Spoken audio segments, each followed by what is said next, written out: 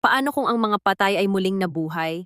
Hindi para manakot, kundi para magprotekta?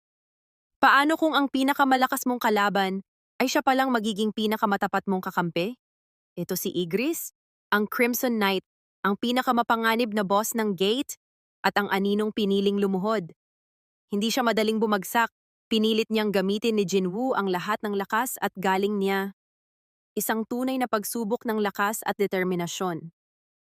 Pero nang siya'y natalo, hindi siya nakiusap, yumuko siya. At sa sandaling iyon, muling isinilang ang isang alamat. Tahimik, tapat, walang pagod.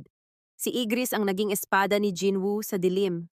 Ang Shadow Knight na hindi nagtatanong, hindi sumusuko.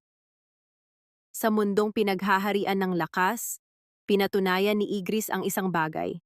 Kahit anino, may dangal. Salamat sa panunood. At kung sa tingin mo'y karapat-dapat si Igris sa isang like, pindutin mo na yan, kita-kits sa susunod.